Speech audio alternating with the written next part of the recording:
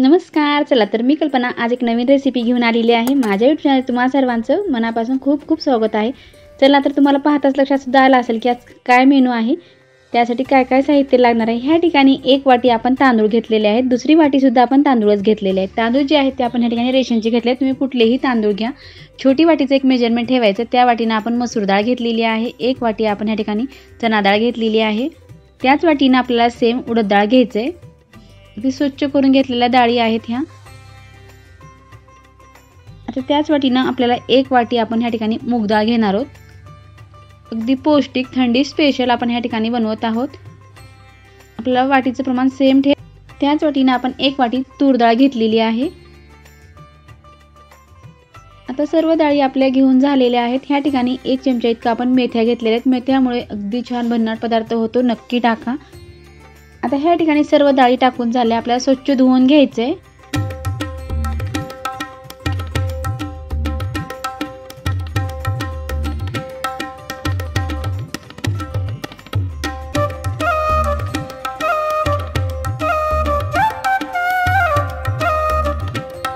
तर ह्यामध्ये पाणी टाकून 8 तासाकरता आपल्याला भिजत ठेवायचे. हे जे मी भिजू घातलेला टायमिंग आहे ते मी सकाळीच घातलेलं आहे आणि संध्याकाळी मी हे मिक्सरला काढणार आहे. आता ह्या ठिकाणी आता आपल्याला मिक्सरला काढून घ्यायचं आहे. आपण दिवस भिजत ठेवलेलं होतं आणि छान आपले तांदूळ आणि डाळी व्यवस्थित त्याला भिजलेल्या आहेत.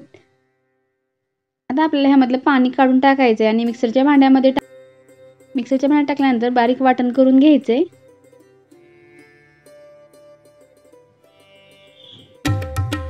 सुरुवातीला आपण असं वाटून घेतल्यानंतर ह्यामध्ये आपल्या थोडंसं पाणी टाकून आणखीन फिरवून घ्यायचे.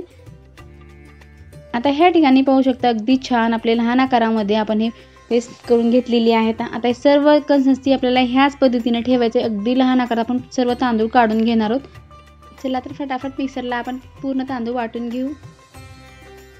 आता ह्या ठिकाणी पीठ पूर्ण काढून झालेलं आहे. अगदी छान पीठ तयार झालं आहे. आपण रात्रभरासाठी आता हे पीठ भिजत ठेवलं आहे. काही आपण टाकलेलं नव्हतं.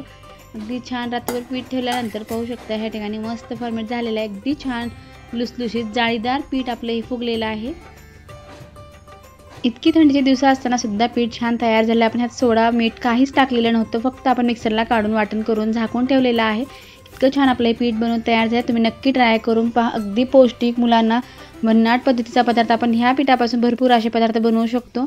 आता पीठ तर छान तयार झालेलं आहे, पण ह्यामधलं थोडंसं पीठ मी साईडला ठेवणार आहे, कारण पूर्ण लगेच मी ह्या ठिकाणी पिठाचा वापर करणार नाही.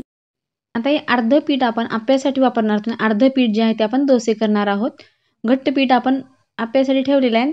डोश्यासाठी आपण पाणी टाकून घेतलेलं आहे. पाणी टाकून आपल्याला कन्सिस्टन्सी ॲडजस्ट करायचे आणि मिक्स करून आता आपण हे साईडला ठेवणार आहोत. आता पुढची तयारी आपल्याला करून घ्यायचे. अनेक पदार्थ बनवू शकतो. ते आपण ह्या ठिकाणी उत्तप्पा किंवा डोसा ह्या पिठाचे काही पदार्थ बनवू शकतो. आता ह्यामध्ये आपण मीठ टाकून घेतलेलं आहे. दुसरं काहीच आपल्याला ह्यात टाकायचं नाही. फक्त मीठ टाकून आपल्याला मिक्स करून घ्यायचे. सध्या जितके बनवायचे आहे तितकंच मी ह्या ठिकाणी पीठ काढून घेतलेलं आहे. आता पीठ जे मिक्स केलं आहे ते आपल्याला थोडंसं साईडला ठेवायचं आहे. डोसा म्हणलं की तर बटाट्याची भाजी तर आलीच. त्यामुळे आपण ह्या ठिकाणी बटाटे उकडून घेतलेले आहेत. त्यावरचे आता साल काढून थोडंसं कट करून घेतलेले आहेत. अगदी हॉटेल स्टाईल साऊथमध्ये जसं भाजी बनवतात त्याच पद्धतीने आपल्याला आज भाजी बनवायचे. ह्या ठिकाणी आपण कांदा मिरची कट करून घेतलेली आहे.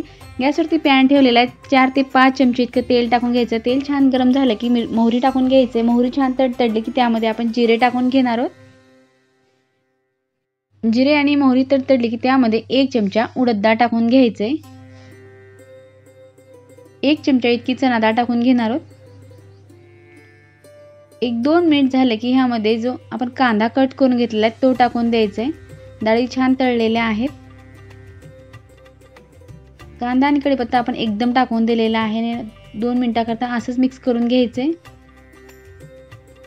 कांदा थोडा छान तळला की ह्यामध्ये लसूण अद्रकची आपण पेस्ट करून घेतलेली आहे ती टाकून द्यायचे. 2 मिनिटाकरता मिक्स झालं की ह्यामध्ये आपण जो बटाटा कट करून घेतलेला आहे तो टाकून द्यायचे. आता बटाटा टाकून झालेला आहे. त्यामध्ये आपल्याला पाव चमचा इतके हळद टाकून घ्यायचे आणि मीठ टाकून घ्यायचे. आता ह्या ठिकाणी आपण मिरची टाकलेली नाही, त्यामुळे आपल्याला ठेचा टाकून घ्यायचा. जर लहान मुलं खात असतील तर मिरची टाकलं तर ते मध्ये येईल. त्यामुळे आपण ह्या ठिकाणी वाटलेला ठेचा टाकून घेणार आहोत. मिरची आपल्या आवडीनुसार कमी जास्त करू शकतो.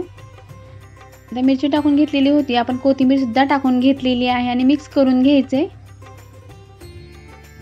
हे आपल्या आवडीनुसार कमी जास्त आपण ह्या ठिकाणी टाकू शकतो। आता ह्या ठिकाणी आपली बटाट्याची भाजी तयार झालेली आहे। 1-2 मिनिटाकरता असंच ठेवून आपण आता हे खाली उतरवून घेणार आहोत। सर्वात सोप्या पद्धतीची बटाट्याची भाजी आपली छान खमंग भन्नाट अशी तयार झालेली आहे। आता एका बाउलमध्ये आपण काढून साईडला ठेवून देणार आहोत। आपला दुसरा पदार्थ आणखीन एक बनवायचा आहे, जे की त्याच्याशिवाय तर डोसा खाण्याची मजाच नाही। तर झालीच, पण आता आपल्याला चटणी बनवायचं आहे अगदी नेहमीपेक्षा वेगळी घरच्या पद्धतीने। ह्या ठिकाणी आपण गॅसवरती पॅन ठेवलेला आहे, त्यामध्ये 2 चमचे इतकं तेल टाकून घ्यायचं। तेल छान गरम झालं की काही मिरची कट करून घेतलेली आहे ती मिरची टाकून द्यायचं आहे। डाळवा घेतलेले आहे, शेंगदाणे घेतले, ते एकदम आता आपण सर्व टाकून छान आपल्याला भाजून घ्यायचे। कमी वेळामध्ये कमी साहित्यामध्ये झटपट ही चटणी बनवून तयार होते। तुम्ही जेव्हा आपण आप्पे बनवतो त्यावेळेस सुद्धा ही अशी चटणी केली तर अगदी छान लागते। तुम्ही नक्की ट्राय करून पहा, सोपी पद्धत आहे। आता ह्या ठिकाणी डाळवा आणि शेंगदाणे भाजून झालेले आहेत। 2 चमचे इतकं आपण ह्या ठिकाणी खिसलेलं खोबरं टाकून घेतलेलं आहे। ओलं खोबरं असलं तरी टाकलं तरी चालते किंवा थोडंसं प्रमाण वाढवलं तरी चालते। ह्या ठिकाणी मी थोडंसं टाकलेलं आहे। आता सर्व जिन्नस भाजून झालेले आहेत, थोडंसं थंड करून घेऊन आपण हे मिक्सरला काढून घेणार आहोत। अगदी छान दरदरीत आपल्याला मिक्सरला वाटण तयार करायचे। आता सर्व टाकून झालं की अर्धा चमचे जिरे टाकून घ्यायचे, अर्धा चमचा इतकं मीठ टाकलेलं आहे, भरपूर अशी कोथिंबीर आपल्याला टाकून घ्यायचे।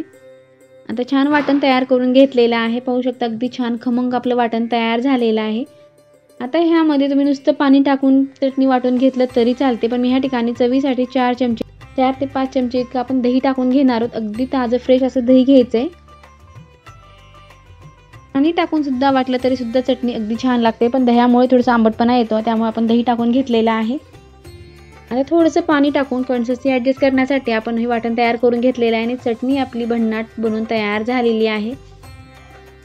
चटणी तर तयार झाली, त्यावरून आपल्याला तडका टाकून घ्यायचे। त्यासाठी ह्या ठिकाणी पॅन घेतलेला आहे। पॅन जे आहे त्या अगोदर आपण शेंगदाणे जे आहे ते भाजून घेतलेलाच पॅन आहे, त्यामध्ये 1 चमचा तेल आहे। गरम करून 1 चमचा मोहरी, 1 चमचा जिरे, थोडासा कढीपत्ता टाकून आपण ह्या ठिकाणी तडका तयार करून घेतलेला आहे। गॅस बंद केल्यानंतर आपण जी चटणी बनवून घेतली ती टाकून दिलेली आहे। आता गॅस बंद केलेला आहे, आपण गॅस चालू ठेवायचा नाही। आता ही चटणी जी आहे ती आपण लगेच दुसऱ्या बाउलमध्ये काढून घेणार आहोत, कारण पॅन गरम आहे। आता ह्या ठिकाणी आपली भन्नाट चवीची चटणी जी आहे तयार झालेली आहे, ती सुद्धा आपल्या साईडला ठेवायचं आहे। चटणी तर तयार झाली। आता चटणी सोबत खाण्यासाठी सुरुवातीला आपण आप्पे बनवणार आहोत। आता ह्या ठिकाणी आप्पे पात्र आपण गॅसवरती गरम व्हायसाठी ठेवलेलं आहे, गरम झालेला आहे। त्यामध्ये आपला अर्धा चमचा इतकं तेल टाकून घ्यायचं आहे। प्रत्येक होलमध्ये आपण अर्धा चमचा इतकं तेल टाकून घेतलं आहे। तेल छान गरम झालं की आता ह्यामध्ये आपल्याला सुरुवातीला थोडेसे तीळ टाकून घ्यायचे। तीळ टाकून झालं की थोडेसे जिरे, त्यामुळे रंग पण छान येतो आणि दिसतात पण खूप छान खमंग दिसतात आणि खाण्यासाठी सुद्धा अतिशय चविष्ट हे आप्पे बनवून तयार होतात। नेहमी तर आपण साधे आप्पे बनवतोच, पण थोडेसे तीळ आणि जिरे टाकून जर केलं तर दिसतात तर खूपच छान दिसतात। नक्की ट्राय करून पहा। आता तीळ आणि जिरे टाकून झालं की ह्यामध्ये आपल्याला जे आपण साईडला आप्यासाठी पीठ ठेवलं होतं घट्ट, आपण ते पीठ टाकलेलं आहे। आता एक एक पळी आपल्याला ह्या गोलमध्ये टाकून घ्यायचे। आता सर्व पीठ टाकून झाले की त्यावरतून आपण झाकण ठेवणार आहोत। 1-2 मिनिटाकरता झाकून ठेवलं की आप्पे छान फुगले जातात, अगदी मस्त भन्नाट होतात। आता 2 मिनिटाकरता आपण झाकण ठेवलेलं आहे। 1-2 मिनिटाकरता आपण आता काढून घेतलेले आहे। आता पाहू शकता अगदी छान मस्त असे फुगलेले, टम्म मस्त असे आप्पे फुगलेले आहेत। आता दुसऱ्या साईडनं सुद्धा आपल्याला असंच आपल्याला उलटून टाकून भाजून घ्यायचे।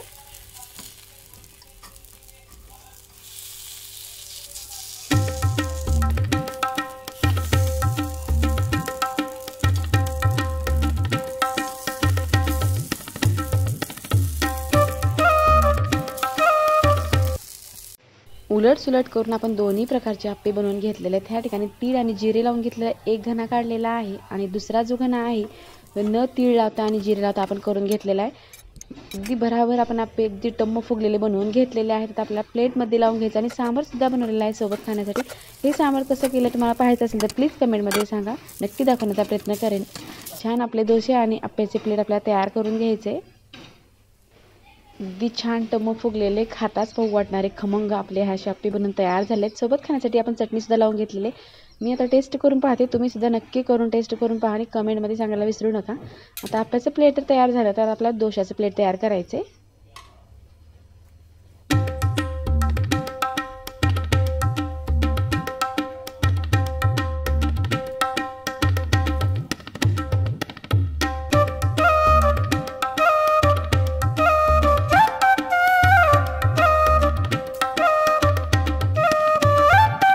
छान थोडा गरम झाला की ह्यावरती आपण थोडंसं तेल लावून घेतलेलं आहे।